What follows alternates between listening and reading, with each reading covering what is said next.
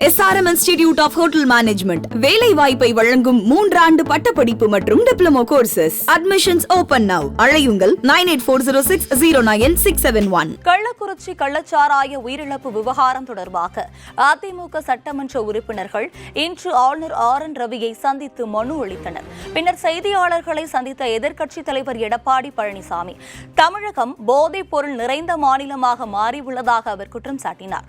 கல்வராயன் மலைப்பகுதியில் வனத்துறையினருக்கு தெரிந்தே கள்ளச்சாராயம் காய்ச்சப்படுவதாக அவர் கூறினார். போதைப் பொருட்கள் தடுப்பு குறித்து 30 கூட்டங்கள் முதலமைச்சர் கூட்டியுள்ளதாகவும் அதனால் என்ன பயன் என கேள்வி எழுப்பினார். இந்த வழக்கை CBCID போலீசார் விசாரித்தாலும் ஒரு நபர் ஆணையம் விசாரித்தாலும் நியாயம் கிடைக்காது என அவர் கூறினார். ஆகையால் தான் CBI விசாரணையை கோரி தங்கள் கருத்துக்களை தொடர்ந்து வலியுறுத்தி வருவதாக அவர் விளக்கம் அளித்தார். கள்ளக்குறிச்சி கள்ளச்சாராய விவகாரத்திற்கு முதலமைச்சர் தார்மீக பொறுப்பேற்று பதவி விலக வேண்டும் என எடப்பாடி பழனிசாமி வலியுறுத்தினார். கள்ளக்குறிச்சி நகர மையப்பகுதியிலே கள்ளச்சாராயம் விற்க வேண்டும் என்று சொன்னால் ஆளுங்கட்சியுடைய ஆதரவு இல்லாமல் விற்க முடியாது.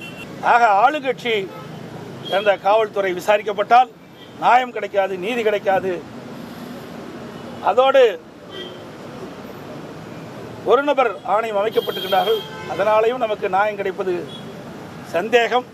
மக்களிடத்திலே இருக்கின்ற சந்தேகத்தை போக்கின்ற விதமாக நேர்மையான முறையிலே விசாரணை நடைபெற வேண்டும் என்று சொன்னால் விசாரணையை CBI வசம் ஒப்படைக்க வேண்டும் என்பதுதான் எங்களுடைய